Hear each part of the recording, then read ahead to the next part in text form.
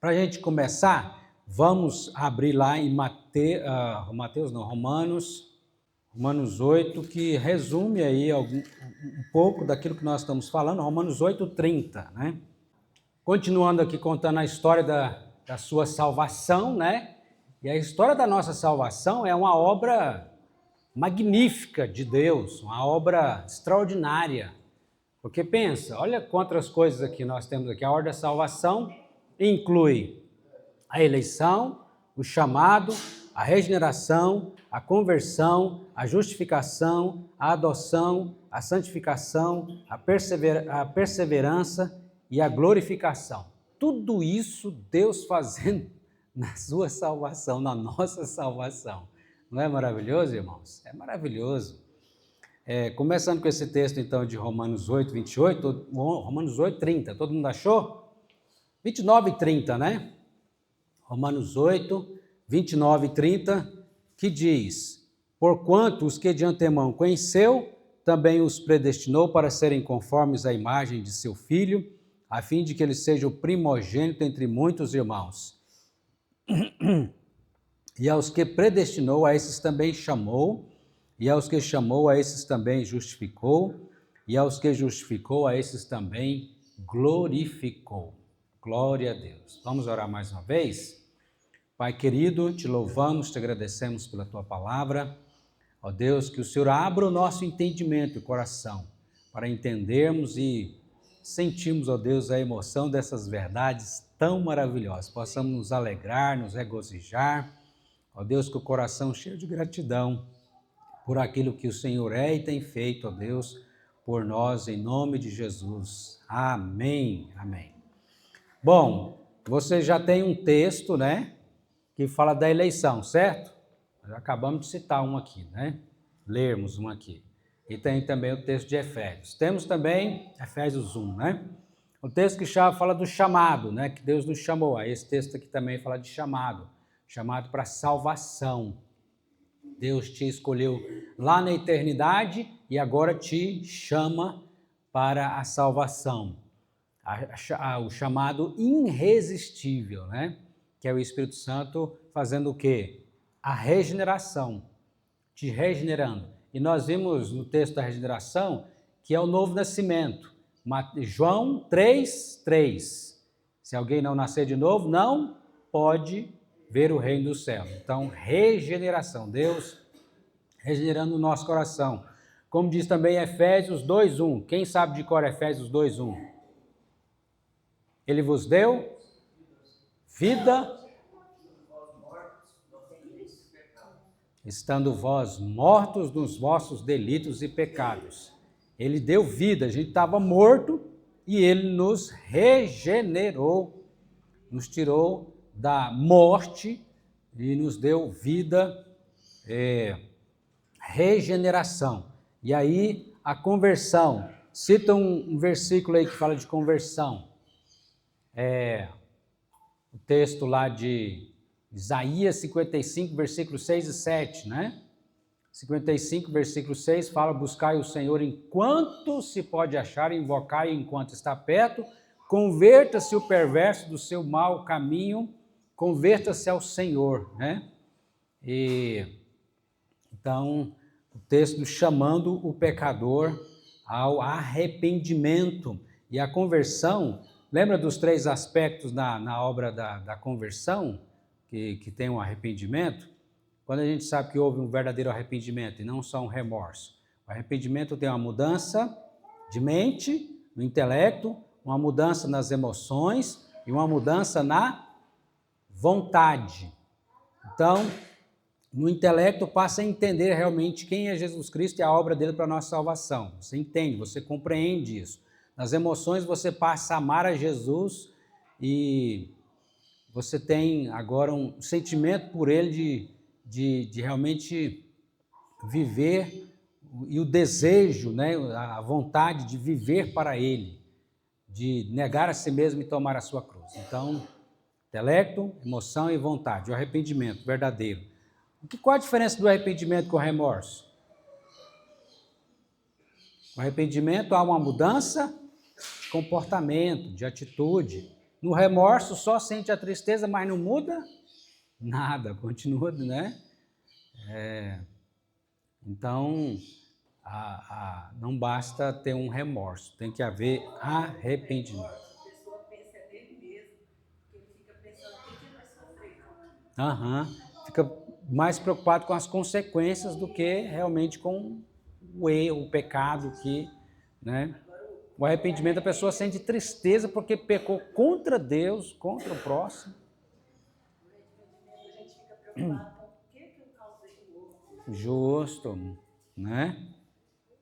A Zuma falando aqui, o arrependimento, a gente fica preocupado com o que a gente causou na vida do outro.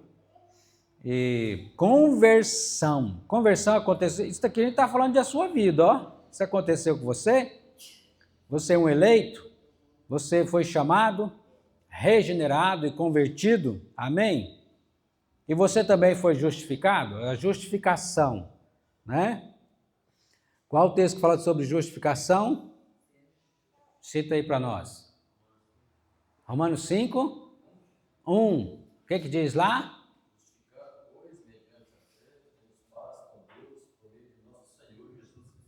Amém. Justificados, pois, mediante a fé, temos paz com Deus, por intermédio do nosso Senhor Jesus Cristo. Você foi feito justo diante de Deus. Por suas obras? Não. Pela fé. Fé em quem? Em Cristo. Porque não é fé na religião, não é fé em si mesmo, não é fé no Papa, não é fé no pastor.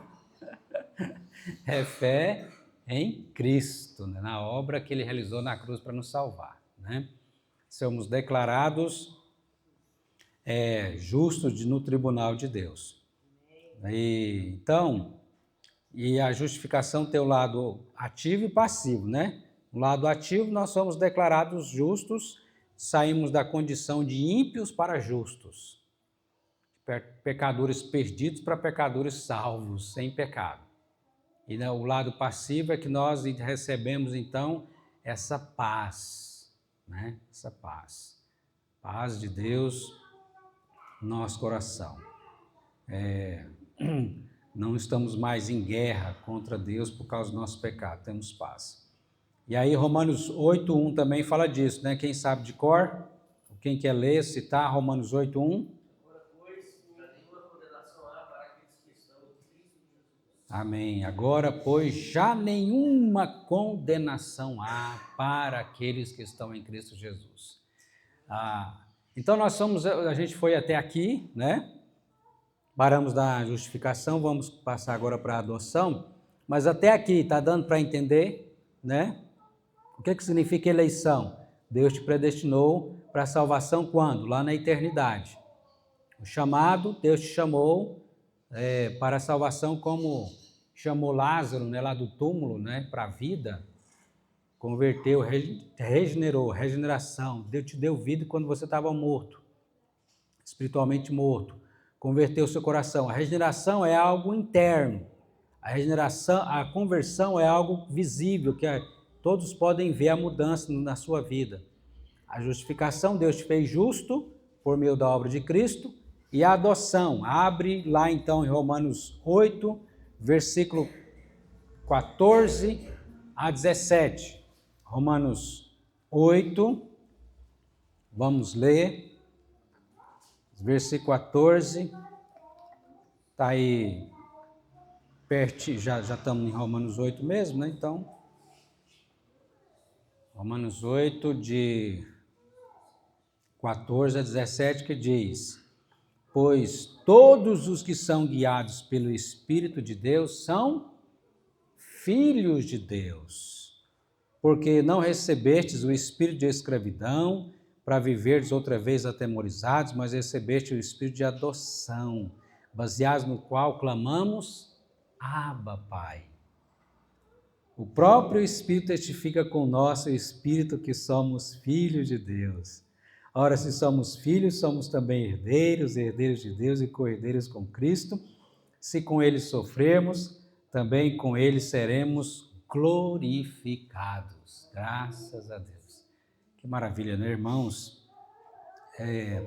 Termos essa convicção dada pelo Espírito Santo que nós habita, que nós somos filhos, né? Filhos de Deus. Os verdadeiros são os filhos de Deus, são aqueles que têm a Jesus como seu Senhor e seu Salvador, né? Não é todo mundo filho de Deus, todo mundo é criatura de Deus. Mas aqueles que receberam a Cristo Jesus como Senhor e Salvador são filhos de Deus. E nós podemos ter essa certeza de duas maneiras, né? Primeiro, pela palavra. A palavra de Deus está nos dizendo que somos filhos de Deus. Segundo, pelo Espírito Santo que fala, que testifica com o nosso espírito que somos filhos de Deus. Amém. Vamos ver outro texto? 2 Pedro, capítulo 2, versículo 3 e 4. Amém. Nos tornamos coparticipantes da natureza divina. Meu Deus do céu. Visto pelo seu divino poder, nos tem sido doado todas as coisas que conduzem à vida e à piedade, pelo conhecimento completo daquele que nos chamou. Olha o chamado aí. Para a sua própria glória e virtude, pelas quais nos têm sido doadas suas preciosas e muito grandes promessas. Cita uma promessa aí, da Bíblia. Eis que estou convosco todos os dias até a consumação do século. Aí está onde? Mateus 28, 20, né? Cita outra promessa. Tem um livro do pastor Ival que fala sobre orando com base nas promessas de Deus. Já pensou? Orar usando a palavra de Deus é você falar com Deus aquilo que Ele já falou para nós. A gente precisa aprender a orar assim, né? Usando a Bíblia. Quem mais quer citar outra promessa?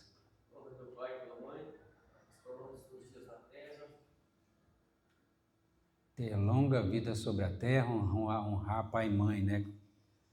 Quem assim faz tem a vida abençoada, longa vida, né? Sobre a terra.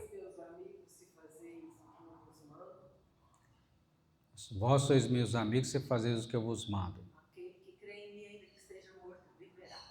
Aquele que crê em mim, ainda que esteja morto, viverá. Quando falar de promessas, eu vou dar aqui uma dica para vocês não esquecer. Tem um texto na Bíblia que fala para nós, pelo menos, de umas 8 ou 9 promessas encarreado, seguido. Mateus 5, né? Vamos relembrar Mateus 5, está cheio de promessa ali? Ora essas promessas, meu irmão. Aí nós temos 8 qualidades e 8 promessas, né? Ou 9, 10 promessas, né? A partir do verso 3 aí, Mateus 5, 3, bem-aventurados os humildes de espírito, porque deles é o reino dos céus. Olha aí, uma promessa, né? Se é humilde de espírito, então o seu é o reino dos céus. Bem-aventurados os que choram, porque serão consolados. Bem-aventurados os mansos, porque herdarão a terra. Bem-aventurados que têm fome e sede de justiça, porque serão fartos. Você tem fome e sede das coisas de Deus? Então Deus vai te dar fartura espiritual, né? Bem-aventurados os... Qual que é o próximo aí? Misericordiosos, porque alcançarão misericórdia. Bem-aventurados os limpos de coração, porque verão a Deus. Que maravilha! Ver a Deus agora, pela fé, a mão de Deus na nossa vida e na eternidade a sua face. Louvado seja Deus. Bem-aventurados os mansos, porque serão chamados filhos de Deus. Bem-aventurados que têm os perseguidos por causa da justiça, porque deles é o reino dos céus. Aí repete a primeira, né? A primeira promessa lá do versículo 3. E aí continua dizendo,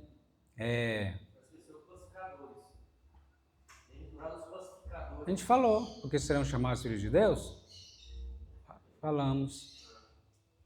E aí continua, tem mais promessa. Bem-aventurados sois quando vos perseguirem, mentindo, dizerem todo mal contra vós, regozijai-vos, exultai, porque é grande vosso galardão nos céus. Olha aí. Então, promessa de galardão. Amém? Promessa de Deus, ore as promessas do Senhor, né? Para que por elas vos torneis co-participantes da natureza divina, livrando-vos da corrupção e das paixões que há no mundo. Agora somos filhos e nós temos o DNA do nosso Pai Celestial. Amém? Nós temos o DNA de Deus. Glória a Jesus. Vamos abrir lá em João 1, versículo 12 e versículo 13. Adotados como filhos de Deus. João 1, 12 e 13. 12, versículo 13, que diz: mas a todos quantos o receberam, deu-lhes o poder de serem feitos filhos de Deus, a saber, os que creem no seu nome, os quais não nasceram do sangue e nem da vontade da carne, mas da vontade de Deus, né? Da vontade da carne e da vontade do homem, mas de Deus. Então, esses são os filhos de Deus. Gálatas, vamos lá para Gálatas capítulo 4, versículo de 4 a 7. Vindo, porém, a plenitude do tempo, Deus enviou o seu Filho nascido de mulher, nascido sob a lei, para resgatar os que estavam sob a lei, a fim de que recebêssemos a adoção de filhos. E porque sois filhos de Deus, enviou Deus ao nosso coração o Espírito de seu Filho, que clama, Abba, Pai. De sorte que já não és escravo, porém filho, e sendo filho também herdeiro por Deus. Glória a Jesus. Então, filhos adotados na família nosso Pai Celestial, né? Jesus é o Filho unigênito de Deus, porque só Ele é Deus e homem ao mesmo tempo. E nós somos os filhos adotados por meio de Jesus Cristo, né? Nosso Senhor e Salvador. Jesus é o nosso irmão mais velho, como diz lá em Hebreus, né? A adoção. Também vamos ver Efésios capítulo 2, vai um pouco aí mais na frente. Efésios 2, versículo 4 e 5. Efésios 2, 4 e 5. Mas Deus, sendo rico em misericórdia, por causa do grande amor com que nos amou, estando nós mortos em nossos delitos, nos deu vida juntamente com Cristo, pela graça sois salvos. Então, Hebreus, vamos ver Hebreus 12, versículo 5 a 7. E estáis esquecidos da exortação que como filhos discorre convosco. Filho meu, não menosprezeis a correção que vem do Senhor, nem desmaieis quando por eles és reprovado. Porque o Senhor corrige a quem ama e açoita a todo filho a quem recebe. É para a disciplina que perseverais. Deus vos trata como filhos, pois que filho que o pai não corrige? Mas se estáis sem correção, de que todos se têm tornado participantes, logo sois bastardos e não filhos. Além disso, tínhamos os nossos pais segundo a carne, que nos corrigiam, e nós os respeitávamos, não havendo de estar em muito maior submissão ao Pai Celestial, e então viveremos? Pois eles, os nossos pais terrenos, nos corrigiam pouco tempo, segundo melhor lhes parecia. Deus, porém, nos disciplina para aproveitamento, a fim de sermos participantes da sua santidade. Glória a Deus. Toda disciplina com efeito momento não parece ser motivo de alegria, mas de tristeza. Ao depois, entretanto, produz fruto pacífico aos que têm sido por ela exercitados, fruto de justiça. Amém. Você é filho de Deus? Amém? Todo filho recebe também o quê? Correção, né? Por que você corrigia os seus filhos ou corrige os seus filhos? Porque você? É porque você não gosta deles? Não. É porque você os ama. Assim também o nosso Pai Celestial, quando nós recebemos disciplina, falou, opa, glória a Deus. Hebreus vai dizer que toda disciplina no momento não parece ser motivo de alegria, mas depois produz fruto pacífico, fruto de santificação na nossa vida, né? Deus nos ama, por isso Ele nos corrige como seus filhos amados. Amém? Vamos ver também 1 João, capítulo 3, vai um pouco mais na frente aí. 1 João 3, versículo 1. 1 João 3, versículo 1. Vede que grande amor nos tem concedido o Pai, a ponto de sermos chamados filhos de Deus. E de fato somos filhos de Deus. Por esta razão o mundo não nos conhece, porquanto não conheceu a Ele mesmo, né? Então, aqueles que não são filhos não conhecem o Pai verdadeiramente como nós conhecemos. Voltando para o texto de Gálatas 3 agora. Gálatas 3, versículo 26 e 29. Volta lá, Gálatas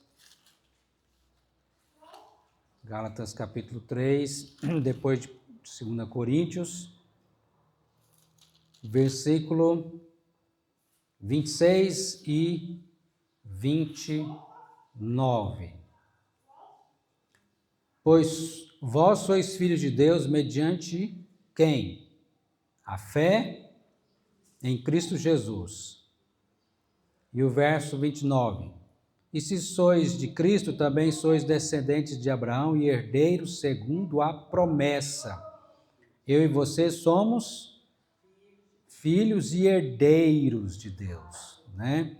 Capítulo 4, versículo 28 e 29 de Gálatas, capítulo 4, verso 28 e 29. Vós, porém, irmãos, sois filhos da promessa como Isaque.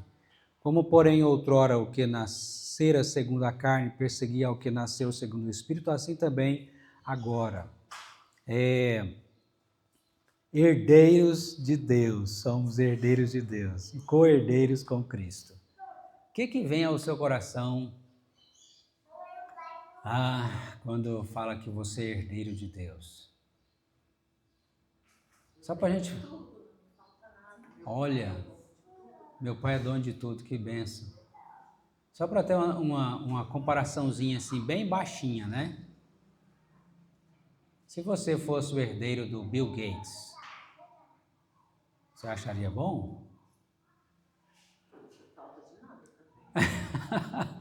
Calma lá.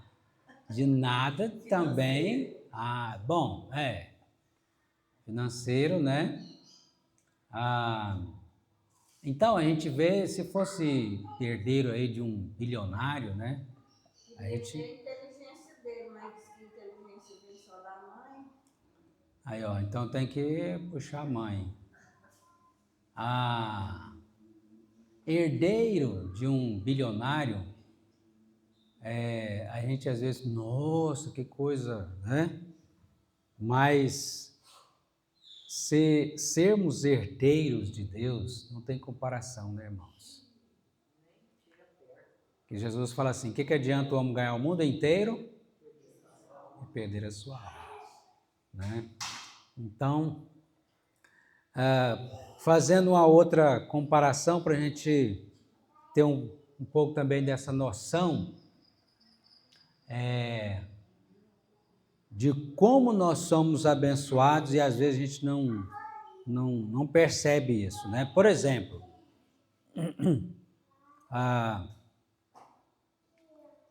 você gostaria de ser uma pessoa que vivesse, vamos colocar uns 100 anos, mas com saúde boa, né? forte e com $1 bilhão na sua conta, né? Só que você, ao fim da vida, vai para o inferno, porque você não crê em Jesus como Senhor e Salvador. Ou você gostaria de estar mesmo na situação que você está, né? Como um pobre e tendo a vida eterna, passou aqui, né? As tribulações, qual se trocaria? E aí?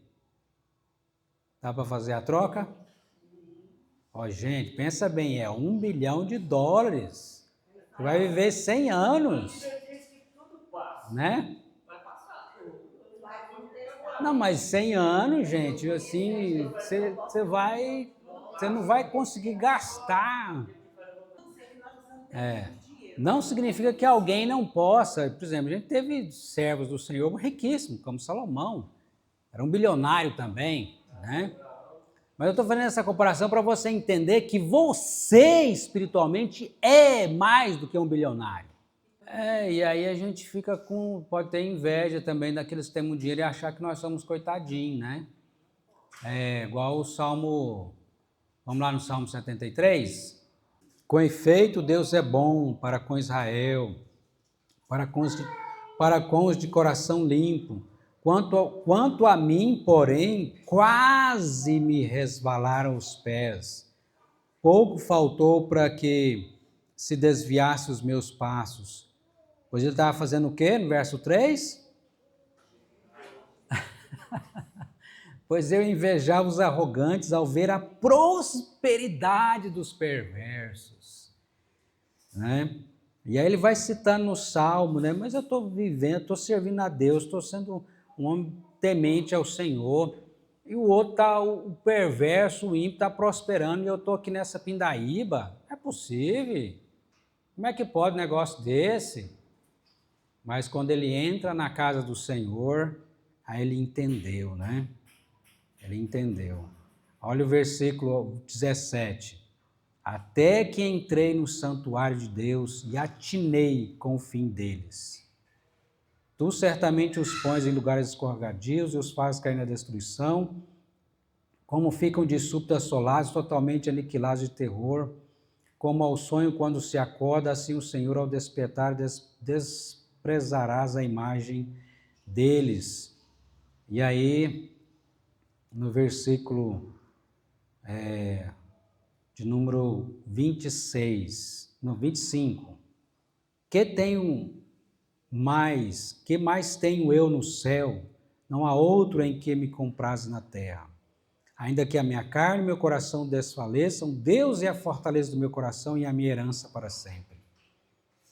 Os que se afastam de ti, eis que perecem, tu destrói todos os que são infiéis para contigo. Quanto a mim, bom é estar junto a Deus. No Senhor Deus põe o meu refúgio para proclamar todos os seus feitos. Então ele vê, o que é a minha riqueza realmente?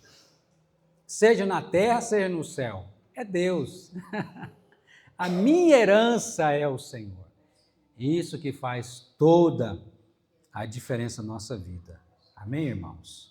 Com certeza. O problema não é o dinheiro, o problema é o amor ao dinheiro.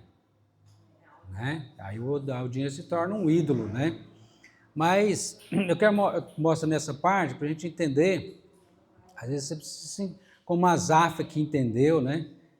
Parece que o outro, ele tem que é bem de vida, como a gente diz, né?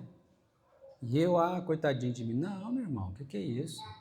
Você é herdeiro de Deus. Herdeiro de Deus somos nós, né? Então, você trocaria viver uma vida de 100 anos com $1 bilhão e morrer para o inferno? Ou a sua vida como herdeiro de Deus, de fato, vale a pena? Né?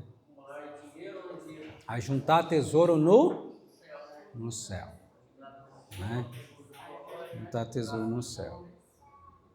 Então, muito bem. Só para citar aqui alguns versículos, ainda agora falando sobre a santificação, falando da adoção, vamos falar aqui da santificação. E não é nem a questão do ser herdeiro, o melhor de ser herdeiro, não é as questões pensando nesse lado material e até mesmo nos níveis espiritual do galardão, mas pensando que você pode ter, nós temos um relacionamento de filhos com o Pai Celestial. Então a nossa herança é o Senhor. Desse relacionamento de filho e pai, de pai e filho, que é a glória dos filhos de Deus, né? Então, abra sua Bíblia lá em 1 Pedro, capítulo 1. 1 Pedro, capítulo 1. Vamos terminar com esse versículo. Esses versículos, 1 Pedro, capítulo 1, versículo 13 a 16. Por isso, cingindo o vosso entendimento, sede sóbrios e esperai inteiramente na graça que vos está sendo trazida na revelação de Jesus Cristo. Como filhos da obediência, não vos amoldeis às paixões que tinhais anteriormente na vossa ignorância.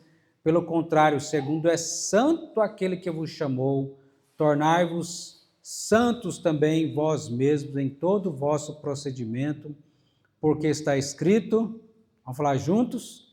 Sede santo, porque eu sou santo. Amém. Sede santos, porque eu sou santo. Né? Então, e o que é ser santo, irmão? Ser parecido com Jesus. Na maneira de pensar, de sentir, de agir. Quanto mais parecido com Cristo, mais santo você será, né? E a santificação também, nós temos essa obra já completa, quando Deus nos separou para Ele, nos fez santos, e nós temos a obra em processo, né? Nós cada dia estamos sendo santificados pelo Espírito Santo. Quando você lê a Bíblia, aplica a palavra de Deus no seu coração, isso é Deus agir na santificação em você, na sua vida. Quando você ora, quando você participa da Santa Ceia, quando você vem à igreja, isso é santificação, Deus operando a santificação no nosso coração, desenvolvimento, quando você desenvolve o dom que Deus te deu, né? Isso é santificação na nossa vida.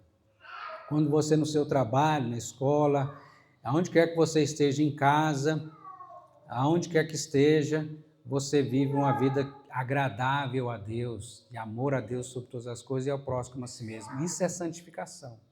Você sendo cada vez mais parecido com Jesus na maneira de agir, de pensar, de sentir, para que Deus seja glorificado no seu viver, né?